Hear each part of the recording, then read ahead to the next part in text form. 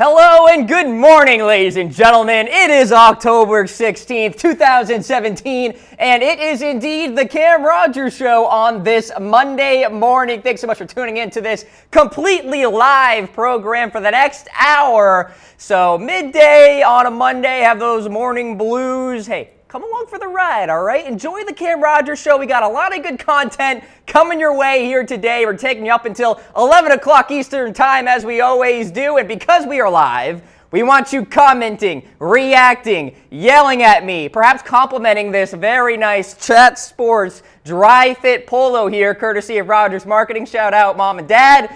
So, it's a fun program. We're going to talk a little bit about Colin Kaepernick to start things off.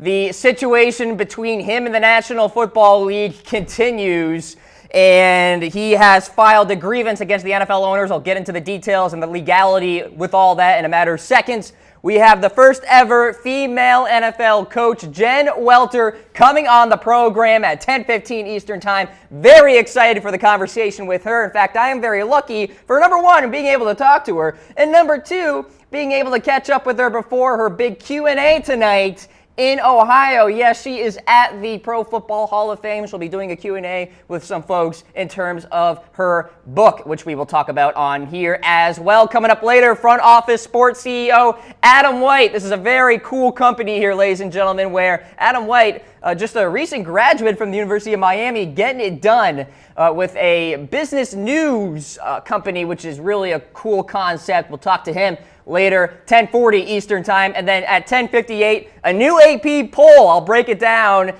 with the minutes that I have left later in the show. So a lot of parity across college football, so we'll have a lot to talk about there at the end, but I'll try to fit it in there in the final word. Okay.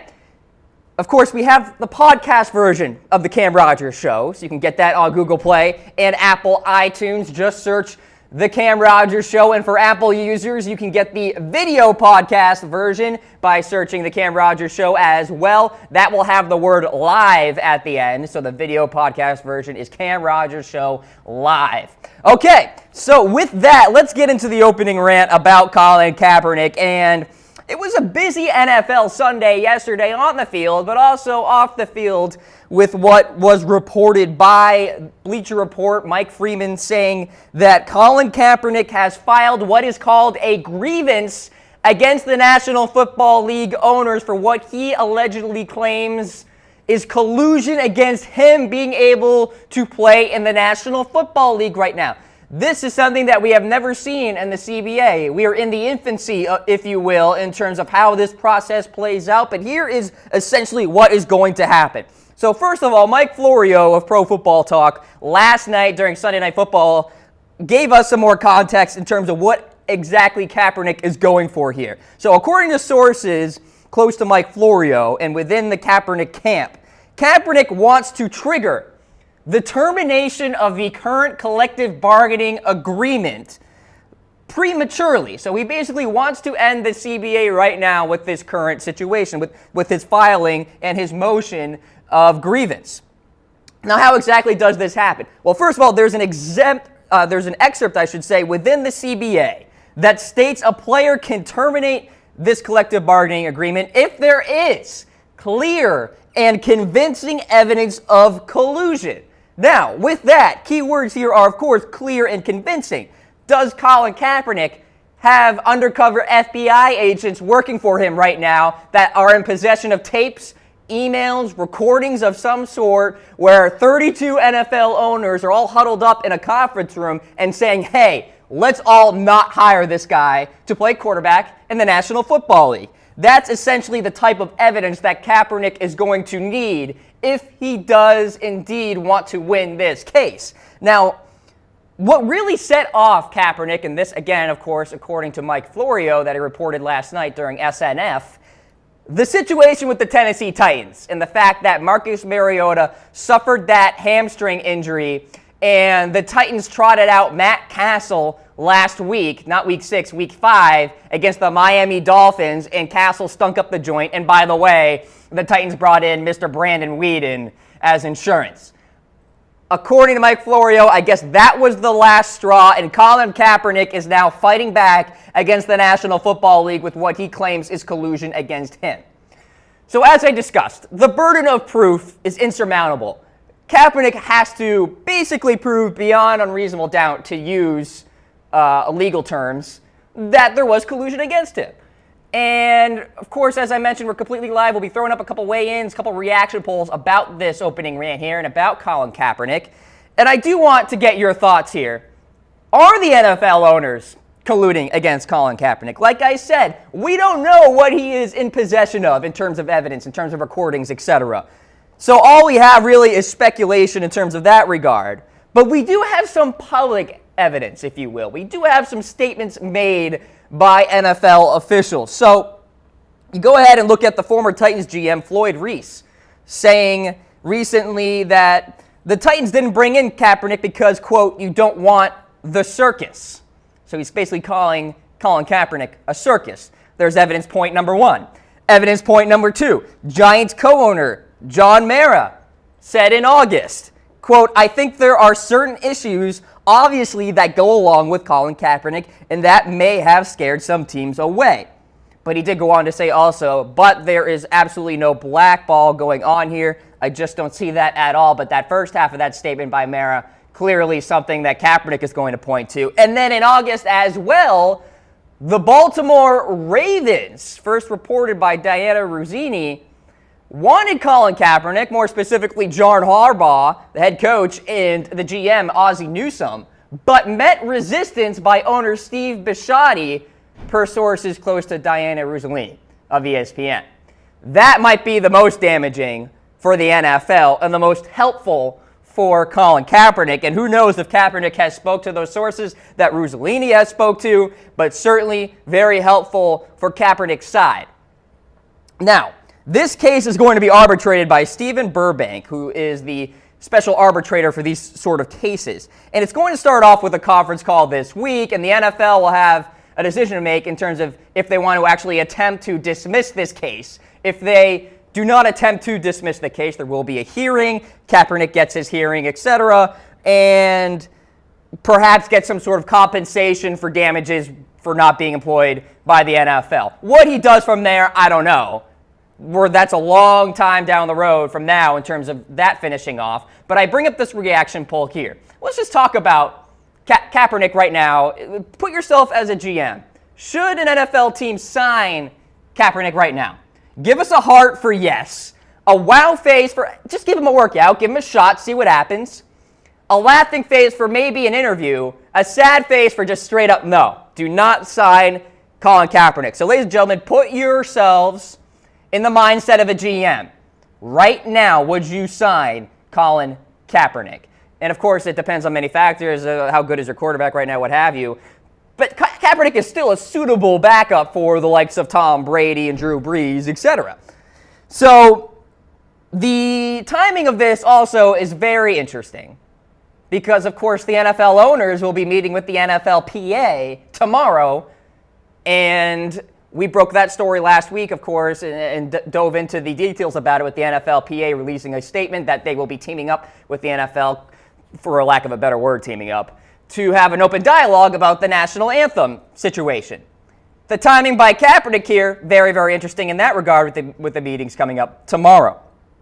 And the timing is also interesting in the fact that the Green Bay Packers, you would assume, are now searching the open market for a quarterback right now. At least to the extent of bringing somebody in to work out just to see how it all goes. We bring up the graphic here about Colin Kaepernick and his grievance filing, and this is basically the summary. And I'll read it off just for the folks maybe listening on the podcast. So Kaepernick claiming NFL owners colluded against him. He would have to prove all 32 owners colluded against him. How he does that, I have no idea. Nobody knows, except for people within Kaepernick's camp. If proven, and if he wins the case, this would trigger a premature end to the CBA. And then, just as a final note here, Kaepernick hasn't worked out for a team this year. And we're talking about teams that are quarterback starving right now. And that includes the likes of the Titans, the Colts, the Browns, the Jets, although Josh McCown played all right yesterday against the New England Patriots. We bring up that list here. So the Titans, they signed Brandon Weeden, as I mentioned. The Colts, Had Scott Tolzien starting at one point. Jacoby Brissett is now starting now for the Indianapolis Colts with Andrew Luck still out with that surgery that he had over the offseason. The Cleveland Browns are on a quarterback carousel like never before, and that's saying something. So DeShone Kizer and Kevin Hogan have been the quarterbacks so far this year. Hogan started yesterday. Now Hugh Jackson saying, well, maybe I'll bring back Kizer. How about you try Colin Kaepernick, Hugh? Maybe it'll save your job. And then the Jets, as I mentioned, Josh McCown. Look, Bryce Petty, Christian Hackenberg. Those quarterbacks are not the future of the New York Football Jets. Why not bring in Colin Kaepernick for a workout? So again, the timing is indeed interesting for twofolds. Of course, one, Kaepernick couldn't predict with the Green Bay Packers losing Aaron Rodgers, but one that I'm sure Kaepernick knew about with the NFL owners and the NFLPA meeting tomorrow. There's going to be a lot on the plate of Roger Goodell and these 32 owners here tomorrow. And another nugget to point out, this whole grievance filing didn't go through the NFLPA. It went through a personal lawyer of Colin Kaepernick. So Colin Kaepernick did not want to go along for the ride with the NFLPA like Ezekiel Elliott is doing right now with the whole suspension, non-suspension, injunction, non-injunction type deal. Very interesting play there. So Colin Kaepernick, I'm not sure exactly what he is expecting to get out of this because I don't think he can win the case necessarily because I don't think he has the evidence, although he could prove us all wrong. And heck, he may have some undercover agents working for him and, have some tapes and of the 32 NFL owners saying, hey, we're not going to sign this guy. But perhaps it's more of a statement of anger, a statement of frustration, a fight back against the NFL with what seems to be a situation where nobody wants to sign Colin Kaepernick because of the off-the-field issues. And I read off some statements, and I really do believe that Baltimore Ravens situation is really the most damaging for the NFL owners right now. In the fact that Stephen Bisciotti, reported by ESPN, had given resistance against signing Colin Kaepernick, and that was given to John Harbaugh and Ozzie Newsome, two people who wanted Kaepernick. John Harbaugh publicly said that Kaepernick is a good football player and that they would love to sign him. Look, this was back in August when Joe Flacco had that back injury. He was not getting any preseason reps. The next person behind him was the gunslinger himself, Ryan Mallett, who won't be a starter in the NFL ever again, in my opinion. Colin Kaepernick still has that type of promise. So that's very interesting as well. So we want you weighing in. I want to know your thoughts about Colin Kaepernick as we bring up the summary one more time in terms of this filing of grievance. Like I said, it's a new deal in terms of the CBA. We've never seen it before. And this could be big, as Mike Freeman of Bleacher Report said. Big if true, as many people say out there. So as we bring in the weigh-in one more time, are the NFL owners colluding against Kaepernick? It's very easy, I feel, for NFL owners, if they are indeed colluding, to hide it. Like, I don't think the NFL owners are going to be emailing each other, CCing 31 other people on a public work email. It's just not going to happen.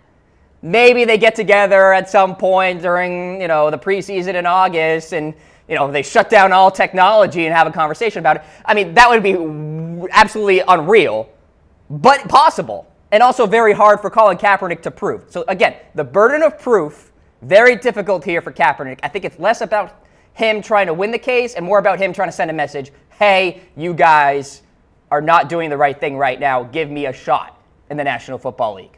And I think that's what Colin Kaepernick is doing right now. Again, this will unfold more, and we will keep you updated on Chat Sports, of course, as the NFL owners and the NFLPA meet tomorrow. The storyline continues, and that is the opening rant. We are going to hit a break here on the Cam Rogers Show. Coming up on the other side, we have Jen Welter calling in right now. We'll have her live. Stick around.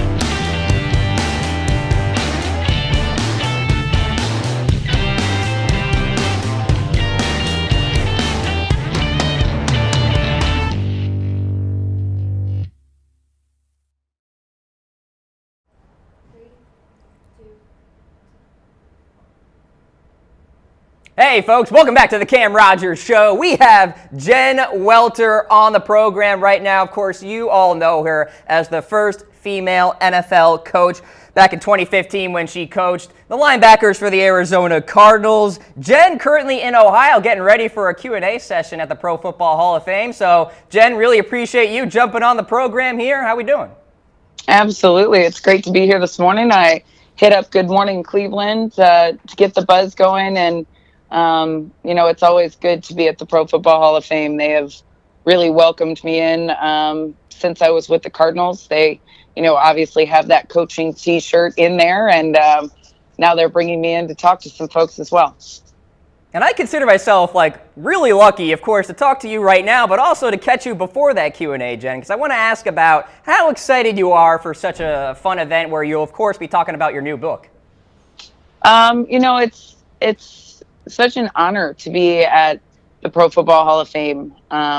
They truly celebrate the history of the game and the heroes who built it, and to be considered among them is, it's mind-blowing for a girl who played most of her career where, we used to joke and say that we were the best kept secret in sports. And I'm doing my best to make it not a secret anymore, that women know, love, and play the game of football. And of course, your new book on Amazon out right now, Play Big, Jen, and give a little preview here to the audience in terms of what they can expect when, of course, they go online right now and start purchasing that book. Yeah, if you go on Amazon right now, it is the #1 new women in sport book, which is great. Hopefully we'll take, I'd love to see it take sport in general, not just women in sport. That's a big goal, but hey, and it is in all your local retailers as well, Barnes and Noble, all of them. So you can pick it up in person or even get the audio version, which I narrated myself, which is kind of fun. But when you get it, you'll get a combination of kind of a glimpse into my football career, what it was like, what we went through, what a lot of the women go through who play, and then how I was able to break out of women's and into men's professional football, which I would love to say was kind of the most painful way possible, because I actually did it playing a season against men. And then some real life takeaways. So it's very readable and approachable. And my philosophy was it should be like we were sitting around and talking about stories and about the life lessons that go around with them. And of course, you recently said in an interview, Jen, how thrilled you were to see the Arizona Cardinals players so excited to be a part of that history back when you coached the linebackers there in 2015. And a lot of times when people do amazing things, they kind of look back that next day and say, how did that actually happen? And I want to ask you, how surreal is it for you to kind of look back and say to yourself, wow, I actually did that? It definitely is surreal, and to just even know the impact that it's had going forward is really priceless to me. Seeing other women get opportunities, having parents send pictures of their daughter who dressed up as a football coach for Halloween, and just seeing that people are now dreaming bigger because of what we did in Arizona. And I lovingly say, we did the impossible and we did it well, because there was not one moment where it was like, oh, this is why this can't work. In fact, the players were so excited to be a part of history, and they really embraced me and embraced the change. And, they knew everything about me before I even walked in the door. And now they're some of the closest people to me. It's a bond that will never go away. They'll be family for the rest of my life, and all the coaches as well. So in a way, it feels like yesterday, and also at the same time, it feels like, was that real, right? Like maybe pinch me because I could be dreaming. So.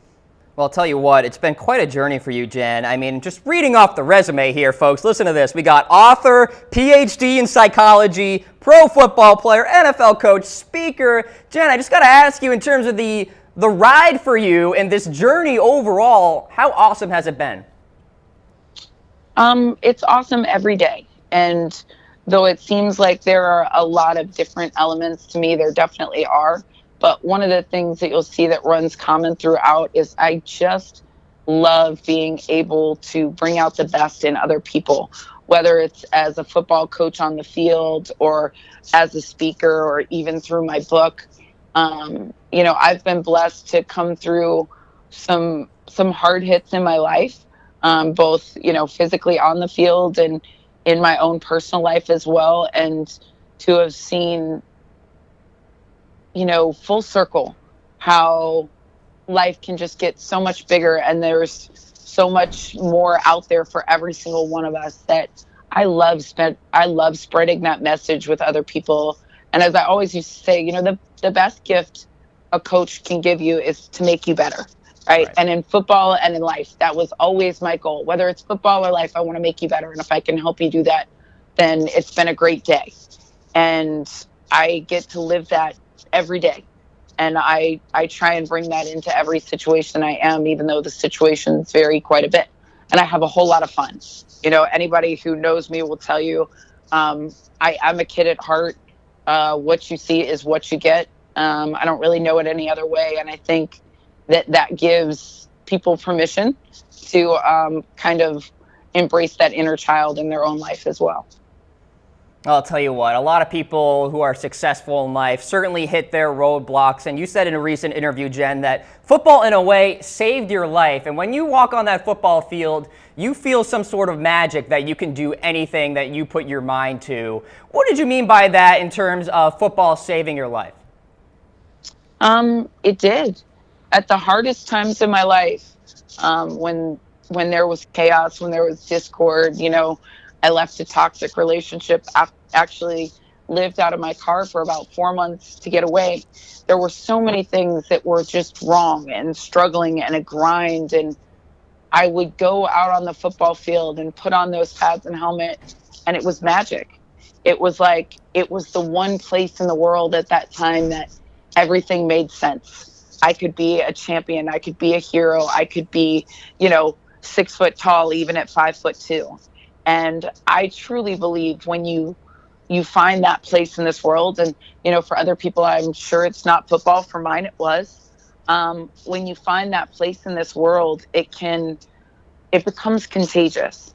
That greatness, that feeling of knowing that you can, be bigger, play bigger, do something great, carries over into other areas of your life as well, and gives you hope even when you feel down. And I just hope that other people find that magic as well. Yeah, certainly words to live by, no doubt about it. Jen, you mentioned earlier how your stint with the guys in pro football, tended to be a little painful, and we actually do have some highlights of you playing a little running back here, which is just awesome in of itself. And I want to ask you, how cool of an experience was that for you? Despite, taking those hard hits, hey, you could say you played with the guys in pro football. Yeah, I was with those guys for a whole year, and that's what most people don't realize. They see a couple of highlights and some hard hits, but we did that every single day. And those guys, yes, they tackled me, but they taught me a lot about getting back up and getting better every day. And they made me a better person in so many ways, because I learned to be at the other end of the spectrum. In women's football, I was, one of the top players, Team USA, Pro Bowler, all that stuff. And the men's team, I was fighting to be on the practice squad. And they taught me to really let them be my champions at times. And they were, because what I learned very quickly, and what football teaches you, is it doesn't work if everybody's not working together. And if at any one time those guys would have wanted me out of there or to be taken out, they could have done it, and they didn't. Instead, they had my back, and I will love them for the rest of their lives. And it was those relationships that we formed playing together that actually opened the door to me going on to coach the team the next season, and then obviously that opened the door to the Arizona Cardinals. And speaking of those Cardinals, of course, you mentioned that you just have these great bonds with these players even to this day. And Tyrann Mathieu, the Honey Badger, of course, once said that your coaching style didn't differ from many of the coaches for Arizona back in 2015. So let me ask you here, Jen, what exactly is your coaching style? Are you more of a no-nonsense authoritarian, more of a player's coach, somewhere in the middle? Where do we fall here? I would say I'm definitely a player's coach in that I think you have to reach the people in order to affect them as players. And that means getting to know them as individuals.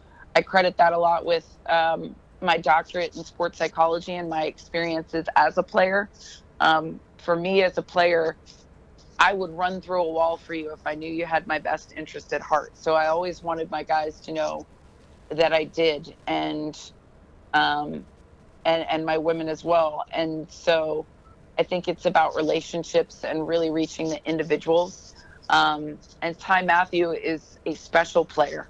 Talk about magic on the field. He's an X factor.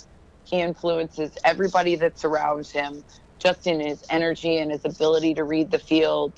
And Ty was a special player for me, somebody I really connected with, and I definitely consider him a friend. So I definitely want to get your thoughts on the breaking news from yesterday, Jen. You've said some statements in terms of the NFL owners and the national anthem situation that's going on so far this year. And of course, the NFL owners are meeting tomorrow. What do you make of this situation here with Colin Kaepernick filing his grievance against the NFL owners? I said in my opening rant here that basically it's him trying to fight back now because he really does indeed want a job in the NFL. And where do you think we're headed with this situation? It's really hard to say. The one thing I will say is that I don't know that they would conspire to keep someone out per se, because each team is so individual, but there is definitely something going on. And it's a powerful time right now in the NFL. It's one of the largest platforms in that people look to, I think, the NFL to set the standard in terms of, sports and leadership. And they have the opportunity to really impact our culture, which Colin's doing now. I would hate to think that would cause a conspiracy to keep him out of the league. But if you listen to any team's talk, what do they always talk about minimizing? Distraction. Right. And there is no secret that there are monetary repercussions from what has been going on, and you also have a president who's been very vocal in threatening teams to have anybody who would take a knee. And so now we've gone from a very dangerous place, okay, where it was individual people were able to make a statement or to choose, right, whether they felt comfortable or not, based on the initial protest, which in and of itself is hard. Okay. It's hard because, the national anthem, I think is what made the element even trickier. Mm-hmm. Whereas I don't think anybody would have had a question if it was just taking a knee for injustice. I think it was the execution, right? And that's such a hard thing. But it became a dichotomy and a forced narrative even further when, the president of the United States challenged us and said, either you love your country, right, and stand for the anthem, or you take a knee. So it becomes like, do you take a knee for racial injustice, or do you love the United States of America? And that's never what it's been about. Right. It's never at the core of what anybody would say is, I don't love America because I don't love the injustice. In fact, America is supposed to be a country founded on free speech and the right to protest. So now we've gotten to a really dangerous place. Okay. Looking at Colin, there were questions that a lot of people were asking as to whether or not he really wanted to play anymore. And you heard that in back channels and in interviews, and now by filing a grievance, I think he's taken it to the next level. And I think it's going to force the league to look at the very real possibility that, there's more going on here than just X's and O's and just ability to play the game. And that's an important conversation. I don't know what the resolution is going to be. I don't know how you come to a place of solution, because things have gotten so heated. There's no easy solution, and no one appears to be backing down either. Right, absolutely. There's certainly a situation where there are a lot of layers that you talked about, and of course we will be following along here on Chat Sports. You'll be on this, of course, too, Jen, but well said by you there. I want to transition here to a final question, a fun little question. You're a defensive mind, so I want to get your thoughts here. Are you more of a 3-4 defense, 4-3 defense, or a hybrid type person? What's the mental makeup of you for the defense? I like the hybrid where you have the flexibility to move from a 3-4 to a 4-3, especially when you have good stand-up outside contained linebackers. They can be very multiple from your 3-4 with your edge rush and how you twist them. But, being an outside linebacker girl, I am an edge contained person.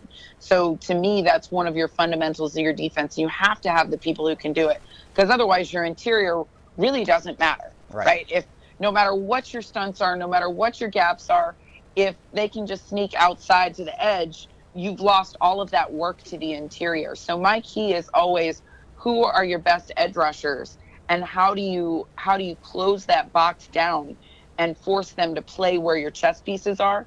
So I like players who can be multiple. And if you have, you need a great nose. You need a 2-gapper to be able to run that 3-4 well. So it really depends on your personnel. I think coaching staffs get too locked into liking a defense and sometimes staying with it even when their personnel would merit otherwise. So when you can be multiple and even, drop people out at the last minute and cause the O-line to have to recount and maybe count incorrectly at the line of scrimmage, you're going to be a lot more dangerous.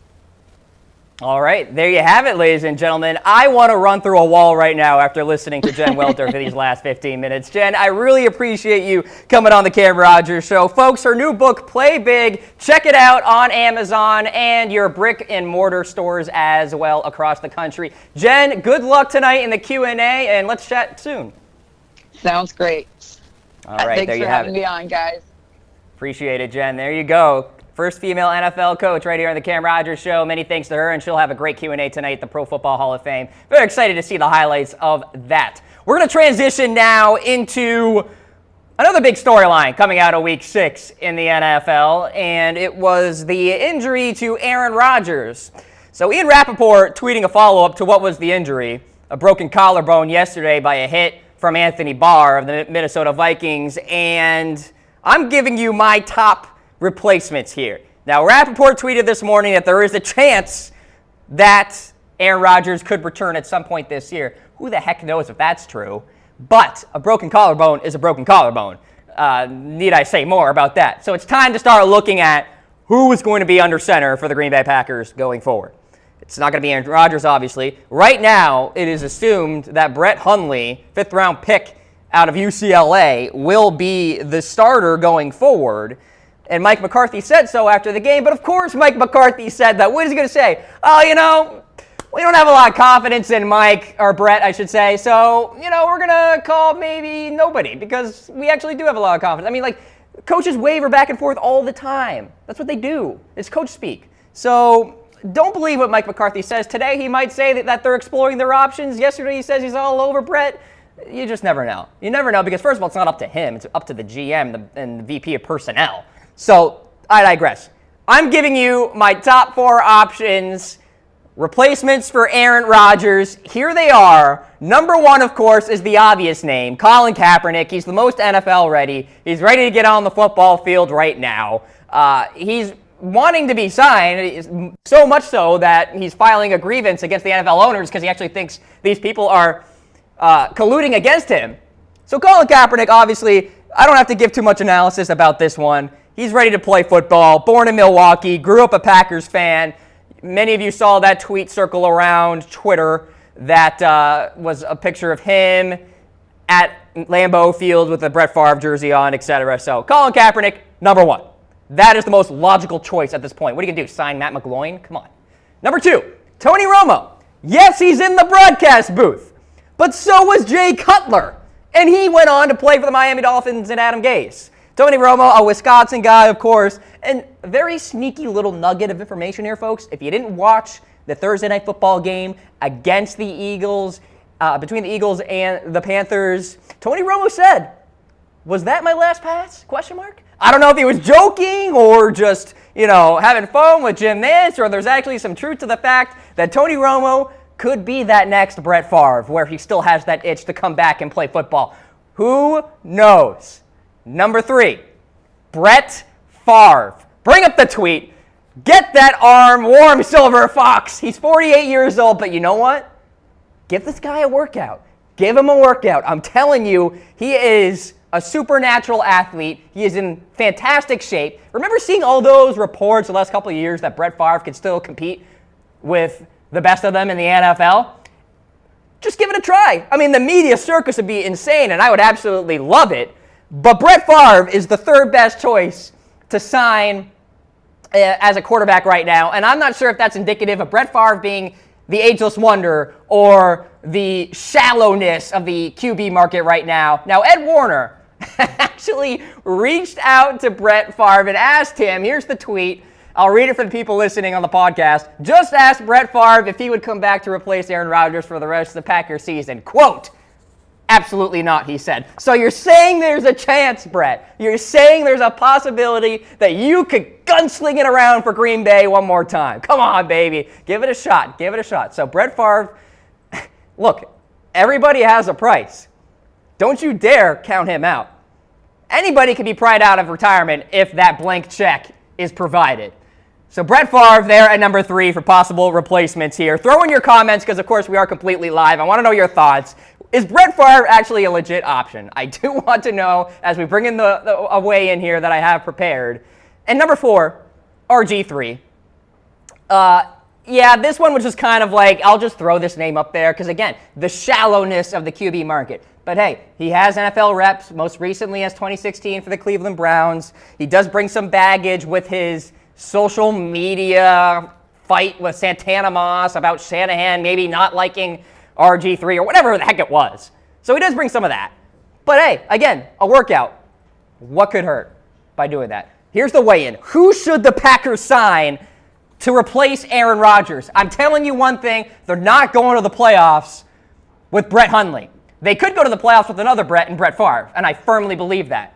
And this is coming from the guy who called the Minnesota Vikings victory over the Green Bay Packers on Friday night. Just saying. Just saying. But like I said, don't count out Favre because everybody has a price. Now look at the data. That's fine.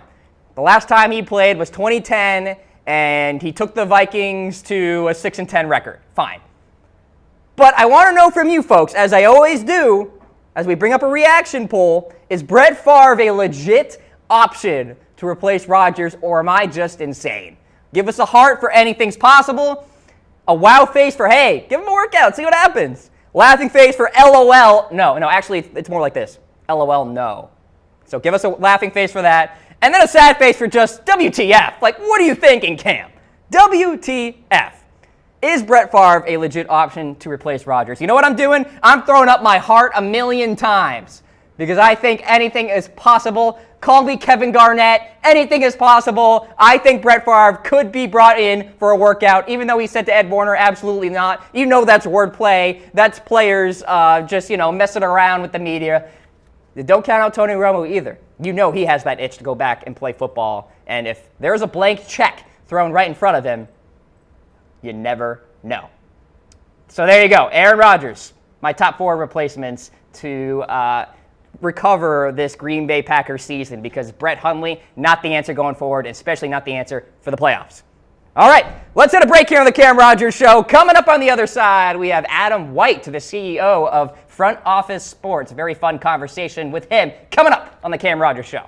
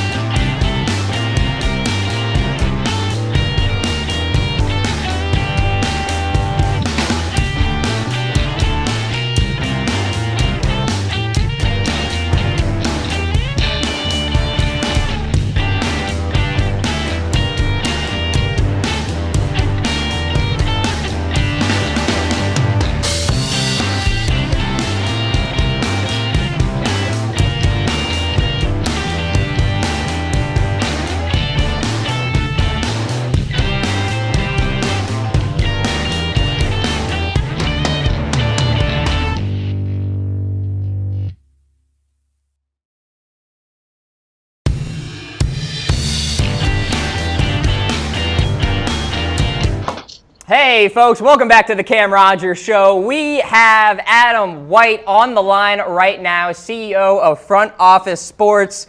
Adam, thanks for taking the time, man. I assume you're a very happy guy after that Miami win over the weekend, huh? Cam, thanks for having me. And yeah, it was good. It was a little heartthrobby. I was actually at work and kind of following on Twitter, and to see the live updates and people go nuts, it's funny because Twitter even beat some of the stuff I was listening to on the radio and even the TV. So I was like watching it on Twitter, watching it on TV, listening to it on the radio, and trying to take it all in. It was good. Hey, 5-0, I'll take it. You can't beat it. You certainly cannot. In Miami, watch out for them against Clemson in the ACC championship game here. Adam, of course, you are the CEO of Front Office Sports. You founded the company back in 2014 when you were still in college. Let me ask you about what this company is all about. Yeah, of course. So when I was in college, I was studying sports administration like many of the other people who work in the sports industry. And while I was at University of Miami, I was talking to my professors, and I had spoken with them about opportunities to get my name out there, start kind of generating some conversation to make sure that by the time I graduated, I had a job just like anyone else. And so one of the projects we had was to take informational interviews and to go out and do those with professionals in the industry, whoever they may be, athletic directors, social media managers, whatever it may be. And so I thought to myself, well, if I'm going to do these informational interviews, why don't I just publish them? And so I started reaching out to people on LinkedIn. I put together a website, spent $40 on the logo that we have currently, and was able to do about 110 informational interviews in the first year. And we're able to really publish those out and push them out via social. And so that's how it all started. It was basically a way for me to get a job. And then as it kind of pushed forward and more people started getting on board and looking at the platform and seeing what we're doing, we kind of transitioned into more of the opportunity to really cover the business side of the industry and cover the X's and O's of what go on in the boardroom, hence the name Front Office Sports. There's a lot of information in that a lot of people don't know about what's going on in the boardroom. And so to be able to deliver that to them in an engaging and unique way via social, via our digital platforms, and do it in a way that, there's some industry publications, but our publication, we feel like kind of bridges the gap between the regular fan and the people who are working in the industry to do it, in a very seamless way. So, long story short, it started out by doing informational interviews, and here we are now, 3.5 years later, working with the college football playoff on a content partnership and doing some really cool stuff going forward. So it's been a heck of a ride, but I definitely would have never thought it would got to this point, that's for sure.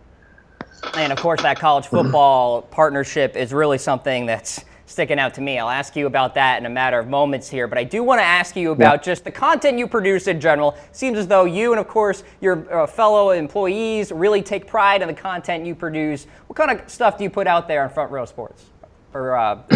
Yeah. Yeah, go ahead. It's okay. It happens all the time. We get front row, front office. No worries. There it is. So yeah, the content is really being able to offer that insight and behind the scenes into the industry, right? So we take pride on the access that we've been given and the candor that people will share with us, right? So some of the stuff that we have is something that you wouldn't be able to get anywhere else just because of the relationships we've built. And I think that's a key thing for anyone watching who happens to be building a business or who happens to be working on their own thing is really building and cultivating those relationships and finding ways to do that from the ground level up. You're not going to get anywhere without having those relationships. And so to be able to do that from day one and keep them, together will allow you to really see the growth in the years 2, 3, and 4 down the line. And so, like I had mentioned before, again, we're really covering the X's and O's of what happens in the business side, especially on the social media side, the digital media side. You know, recently we ran a post on how the Cardinals are monetizing their social feed on Instagram by, you know, working with Nike to feature players' cleats in a really simple activation. So yeah, it really runs the gamut from ticket sales. We talked to a company called ZipWhip, and they do landline ticket sales, and so they partnered with Florida State, and Florida State has seen a huge return on that. And so there's a bunch of different things we cover, but it really focuses mostly on giving fans and people who may not have the access to all the resources that we do the opportunity to see inside that boardroom, see what these people are doing, seeing what they're going through on a day-to-day basis. You know, a lot of the content we produce is features on people who are working in the industry, and finding a way to highlight their stories. You know, there's a lot of outlets that talk about players all the time, but the people who work in the sports industry have a lot of cool stories and have a lot of cool background that can be highlighted as well. Hey, and that's why you're the CEO and I'm the goofy on-air personality. You know companies, and I clearly am just lost. But let me ask you, though, this college football partnership, really cool thing that I was reading about here, and I'm sure something that you really take pride in. Talk a little bit about what this connection means going forward. Yeah, I mean, for us, it's a really big deal. Obviously, you know, 3.5 years in to be partnered with one of the biggest names in sports, and you know, something that we think is still really taking off. And there's a lot of debate around the college football playoff, as there is around any type of sports. And so for us, being able to work with them on that is going to be huge. And what we're going to be doing is, again, still giving what we've been doing on our site, and being able to give those behind-the-scenes look into college football playoff and show it's more than just a ranking system, right? There's a lot of people that go into the college football playoff. There's a lot of work that goes into it. So going behind the scenes again and working to showcase what the people in the college football playoff are doing, the different activations and sponsorships around the college football playoff. You know, we're going to be on the ground for the entire week leading up to the College Football Playoff National Championship in Atlanta, and so being able to work with them and showcase their partners and everything that they're doing is a big opportunity for us, and is, I think, a big opportunity for them, right? You know, a lot of people get mad at the College Football Playoff, but they really don't see everything that goes on behind the scenes to make this stuff come to life. And for us to be able to do that, it kind of puts a little bit of a personality behind what the rankings really are, and we think that is going to be a huge thing, and we think that they agree with us and kind of put it together and went from there, and here we are. Yeah, I'll tell you what, I can't imagine the amount of cool people you've had the opportunity to interact with. You mentioned informational interviews, etc. So I want to ask you, throw some names at me here, Adam. Who are some people that you've talked to that really stick out? Yeah, shoot, there's been a lot. Like I said, I did 110 in the first year alone, and I've done a bunch since then. You know, a lot of Adidas execs when they were on the come up. We did some really cool stuff on The Athletic before The Athletic was really, you know, a big name in the sports media cycle. So being able to talk to Adam Hansman and get his idea behind really localizing and basically focusing on making people just pay for sports content, which is a lot of what people are paying for newspapers anyways for. And so, you know, I there's so many. It's hard to really put a name on one, but you know, I've had David Cohen, who's the general counsel for the Tampa Bay Buccaneers, walk us through what a day in the life of his looks like, and you know, it's just those type of things that you really remember. And a lot of these people have come on and stayed as mentors or just really good friends for me. So you know, there's a lot of cool people, but you just, like I said, you just got to go out and do it. And I just started reaching out, and as soon as we started doing it, it kind of took off. And so, yeah, I mean, it's wild. No one, luckily, involved in any scandals or anything like that, so we've kind of kept it clear there. But it's been good, man. Hey, scandal-free is always good, right? Now, of course, on your website. Scandal-free is always good. And I was reading a really interesting article. We'll throw up the tweet here for the people watching at home. The headline reads, as sponsorship spend increases, properties have to be ready. And I really thought this was really a thought-provoking article, because sponsorship in sports media and sports in general is a very interesting world. And I want to ask you, what exactly does that mean? As sponsorships increase, properties have to be ready?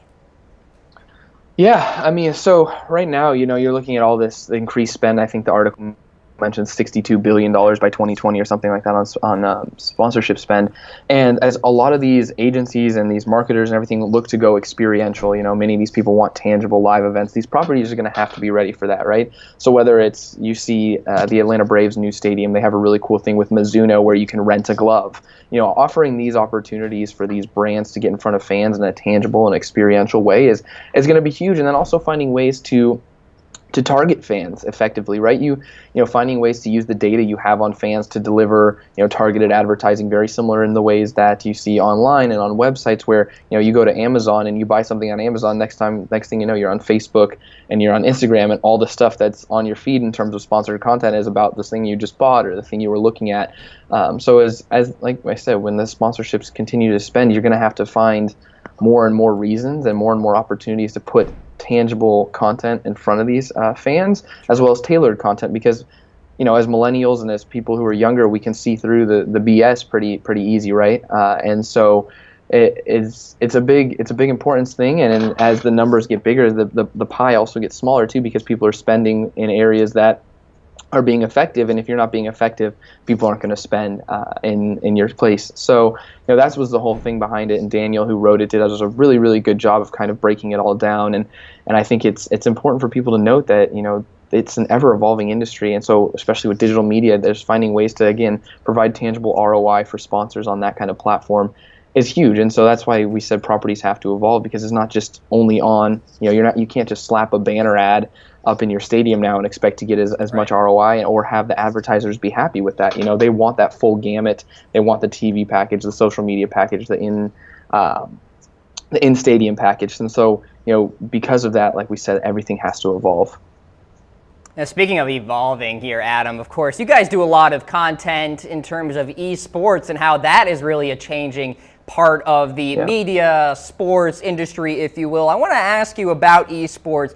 How do you feel it's developing, and how do you feel it's going to become more profitable, if you will? Well, I wouldn't say I'm an expert on the area, but I kind of will offer my thoughts here. So I think it's exploding, and I think also the fact is there's a lot going on, and a lot of people who are kind of like rushing to finding out how to monetize it. I think a lot of it's going to come down to structure. For the most part, at least from what I've heard from people inside the industry and people who work in esports, is that there's a lot of leagues all over the place, but there's really no structure. You have the NFL and you have the tiers, and you have college football, you have MLB, and you have the minor leagues, right? So there's a lot of structure in professional sports, but when it comes down to esports, there's not a ton of structure in terms of where everyone's at. So I think once you get that structure in place, you'll be in a good spot. And just I think everyone kind of needs to have a little patience with esports. It's blowing up right now, but to get all these things worked out, people need to, give it maybe a year. It came mainstream, and I think that's the biggest thing is there's some needs of patience there, right? So if the sponsors have some patience, and if the brands have some patience, and the esports teams have some patience to go out and be like, hey, this is what we're going to do, and this is the 2, 3, 4 year, 5 year plan, instead of holy cow, we just got a bunch of money, now we have to spend it and figure out what we're doing on the fly, I think will be huge. But when you think about it, and this is kind of the perfect story, is I was a college roommate with someone my freshman year, and the kid played League of Legends till 4, 5, 6 o'clock in the morning, went to bed, and did it again the next day. And so, and it's funny because as someone who wasn't very interested in video games growing up or anything like that, you find yourself, and I was like, this was kind of before all the esports blew up, and I was like, man, I wish I would have known, because I was literally just sitting there watching this kid play video games. And if you think about it, back to how many times we would sit in our living rooms and play Madden or play, NBA 2K with our friends, and there's only 2 people playing, but everyone else is watching. And so I think this whole, people watching video games and people getting paid is it's kind of overblown in terms of them not being athletes, or it's being weird, because it's not weird. It's just everyone's been doing it, but they've been doing it in the scope of their house, in their rooms with their buddies for years, and not on a mainstream on TV. And you look at these things and they pack these arenas. I think they're building esports specific arenas in some places.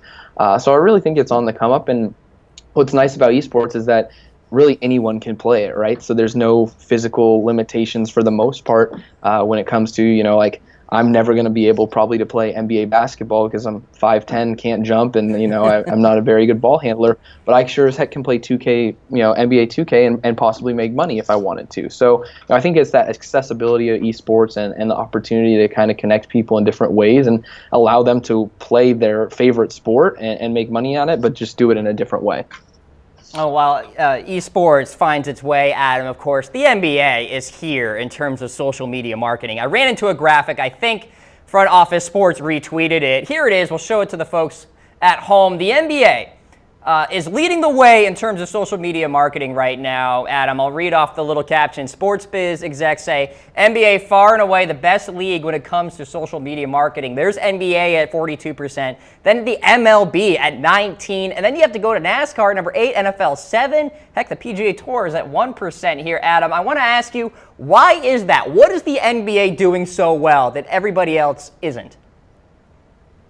I wouldn't even say it's just the NBA as a league, but I would say the players as a whole. I think the fact that the players have become so accessible on social media, you look to someone like LeBron James, who's tweeting about current events, who's sharing his thoughts, I just think that the fact is that the NBA as a whole is kind of propelled their players to do this, to be a voice and to empower their players, and because of that, their players have lived up to it. Richard Jefferson, when he was on the Cavaliers, his Snapchat was like a must follow for fans. The opportunity that these platforms are giving to give these athletes a way to showcase their lives beyond just what fans see on the court, I think is a huge thing. And I think the NBA players have done such a good job of relishing that platform and being able to engage with their fans. You see it all the time, and you see the fact that it's things like Bleacher Report and House of Highlights on Instagram being able to feature these NBA highlights is huge. Bleacher Report and Turner are owned by the same people, so being able to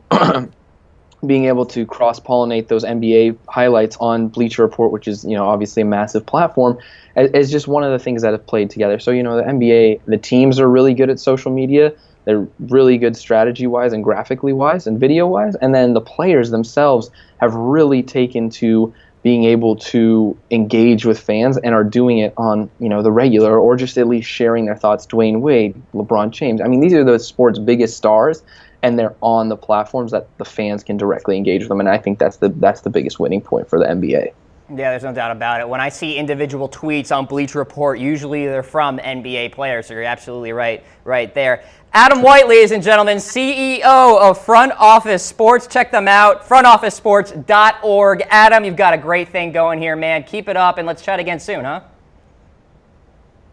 Thanks, Cam. I appreciate you having me on, and hopefully get some value out of this, and I look forward to the next time.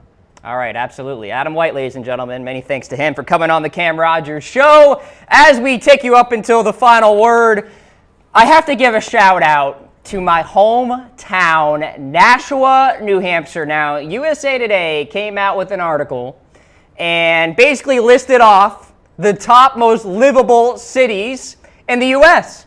Nashua, New Hampshire, there it is. We got the picture. Falling in at number 44. Gotta love it. Shout out to you, Nashua, New Hampshire, Mayor Donchis, and the fantastic community there. And really, something cool that I get to share with everybody here on Chat Sports. So, Nashua, New Hampshire, keep killing it. I'll see you during Thanksgiving time. And that is the Cam Rogers Show here on this Monday morning.